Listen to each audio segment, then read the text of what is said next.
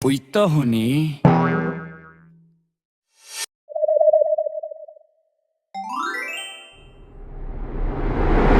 हजुर निश्चित हुनुहोस्, हजुरको सामान 1 घण्टामा केराबारीमा आइपुग्छ। जहाँ तुफानले हात हाल्छ त्यहाँ काम पुरा भइहाल्छ, किनकि मेरो नामै हो तुफान। तुफान जब आउँछ मान्छेलाई त्यत्तिकै उडाइदिन्छ बिना पंखाको। ल राख्नुस्।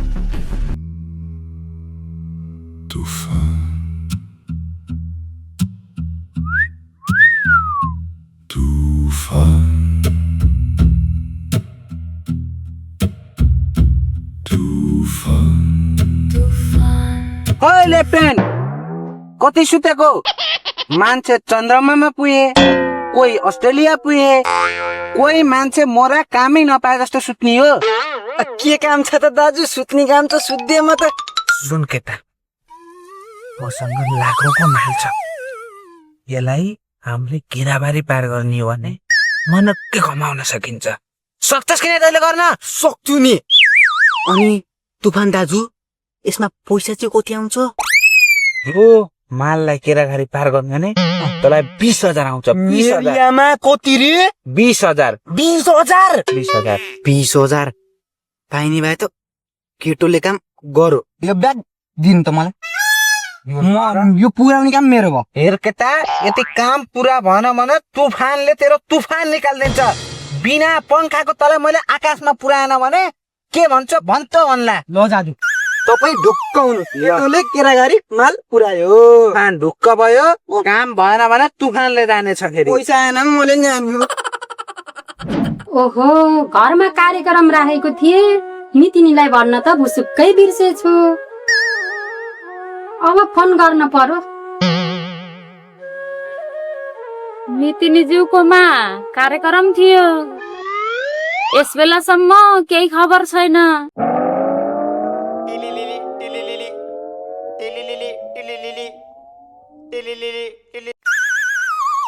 हेलो, ल ढोक गरे। मैले पनि ढोक गरे मितिनीज्यू, मैले पनि ढोक गरे।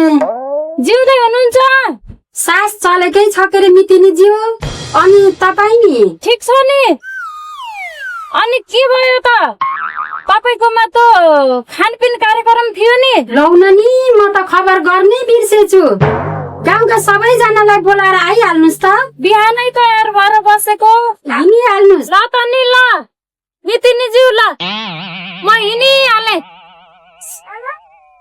मितिनीज्यूलाई खबर त गरिहाले, अब यहाँ चाँजो बाँचो पनि मिलाउनु पर्यो। ठुलो बा कता जानुभएछ हाम्रो ठुलो बाबा? उति टाढाबाट आएको, कहाँ जानुभएछ हाम्रो ठुलो बा? गफ गरौँला, एकछिन मिठो मसिनो खाउँला भनेको, एकछिन बस्ने भएको हाम्रो ठुलो बा घर। होस्, जहाँसुकै जाउँ, साँझ त घर आउनुहुन्छ होला के अरे?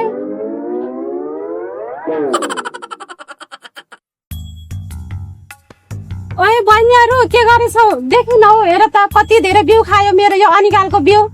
उहाँ के भन्नु भएको? गाईले सबै बिउहरू सबै खाइसक्यो अरे। जाने होइन, नकल पारेर बस्ने खाने। खुट्टिङ भयो, जाति भयो, त नकलले पाल्न भन्थ्यो। आफै जा, दकलमा जा, म त जान्न। खालि नकल पारेर बस्ने, कि त मोबाइल हेरेर बस्ने, कि त टिकटक हेरेर बस्ने। गाई उहाँ खेतमा सबै खाइसक्यो, जाने होइन हेर्न। मेरो जस्तो यो कपाल, मेरो जस्तो मुख, तेरो त हुन पनि पर्यो नि। हेर्न यहाँ म कति राम्रो छु। यस्तो बाक्क जस्तो कम्मर, रेशमी रेशमी कपाल, पिपल पाती ओठ, सुरुक्क परेको नाक, हुन पर्यो नि तेरो त थुतुन पनि गतिलो, मेकअप गर्ने जस्तै खुब। खुब राम्री छु भनिस्, कपालको यस्तो कुकुरको पुच्छर जस्तो गराइछे। खुब राम्री छु भन्छ याद। डाडी नि जत्थरसके मेरो डाडी गर्न बाहेक मलाई के आउँछ जहिलेसके? आफ्नो कपडा पनि छैन, बेहोरा पनि छैन, यसमा पनि के भन्नु बहिनी जति पनि छैन। तेरो जस्तो राम्रो गराउने भने त्यस्तो गराउने नि।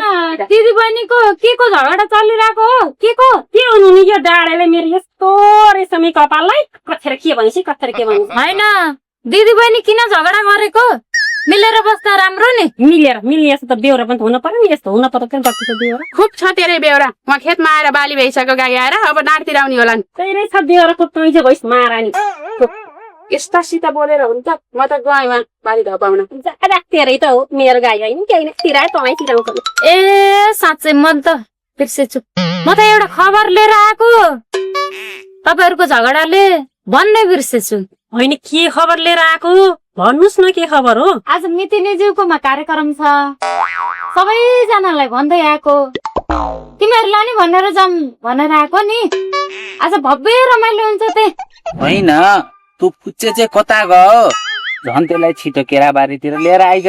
माल भनेको ल्याउन नि ल्याउन्न कि तँ आफै खाएर कता पल्टेको त छैन? हुन त मान्छे बौला बौलै हो त।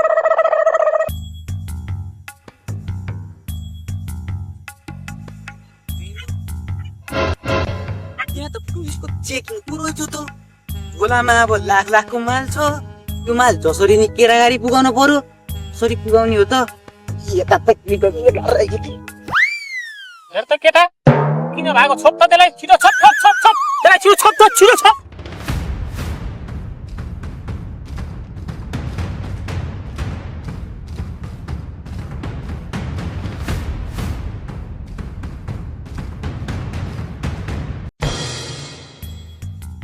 बिसाउन जानु थियो, यस बेला भइसक्यो। ले पैसा पो हाल्न बिर्सेछु मैले त।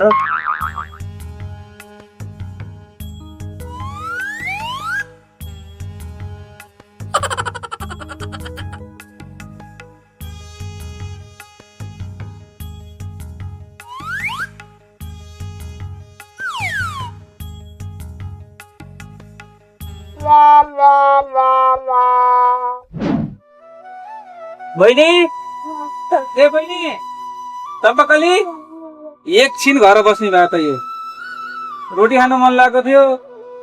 अब घरमा एक गाउँ छैन, भिटेकोमा छ कि त्यस कहाँ जानु पर्यो?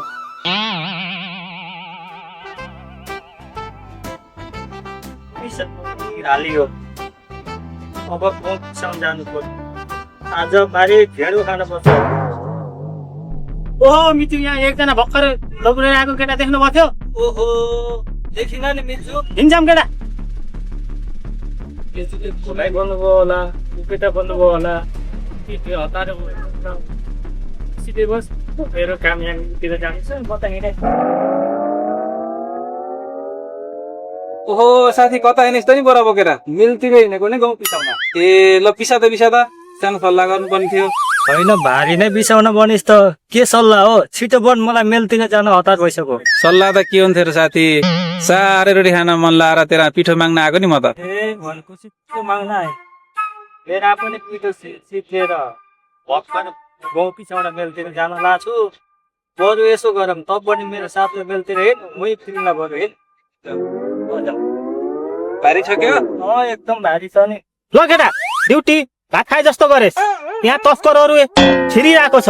यहाँ दिन दाडै तस्करहरू एकदम हिँडिरहेको छ। तपाईँ ढुक्काउनु सर। ल ड्युटी राम्रोसँग गरे। ओहो मिजु, कहाँसम्मको सवारी होला? कहाँ हुनु नि मिजु? मेलतिर जान लाग्यो नि, गाउँ पिसाउन। ए हो र? हजुर मिजु। अनि के को चेकिङ हो त नि मिजु यहाँ? ए यहाँ माथिबाट हामीलाई जिल्लाबाट खटाइरहेछ। यहाँ चोरी डकैती धेरै भइरहेछ, त्यही भएर हामीले चेकिङ गरेको मिजु। ए सर, उहाँको चेक गर्नुपर्छ? पर्दैन पर्दैन, उहाँ आफ्नै मान्छे हुनुहुन्छ, पर्दैन चेकिङ गर्नलाई। होइन, कस्तो चेक गर्नु पर्छ? सबको चेक गर्नु पर्यो नि, नियम त सबैलाई एउटै हो। चेक गरौँ चेक गरौँ। चेक गर्ने भए गरौँ। सुन चाँदी हिरा मोती ल्याएको छैन के रे? गर्ने भए गरौँ।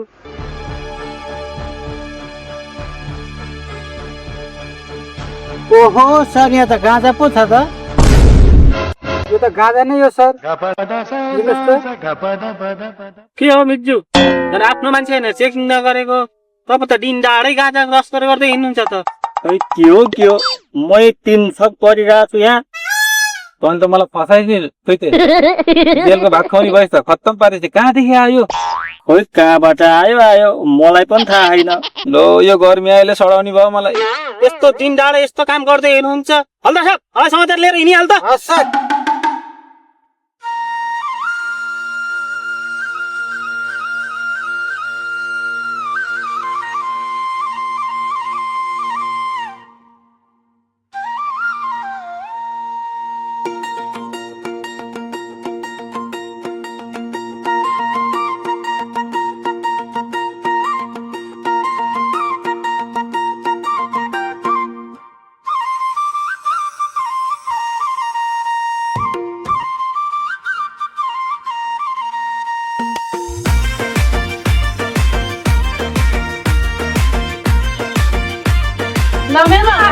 पनि ल कसले खायो 10 रुपियाँ खाँदै गर्दै गरौँ न एक लाख दुई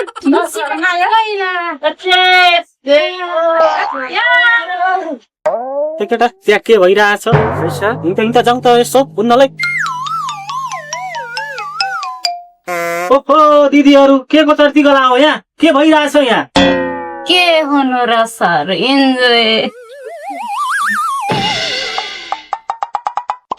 सधैँभरि छोरा मान्छेले मात्रै खानुपर्छ भन्ने छ हामीले पनि त खानु पर्यो नि होइन र सर सर कुरो त गइरहेछ त त्यही त केटा के गर्ने हो अब केही गर्न पर्दैन सर बरु आउनुहोस् न एक प्याक लिएर यसरी रक्सी खानी तास खेल्ने ड्युटीमा भएको प्रहरीलाई अझै रक्सी खा भन्ने हजुरहरूलाई कडा भन्दा कडा कारबाही सिरै लाउने शिर फुल त बाकसैमा झलल लाली जोवन कालीले लाग्यो सलल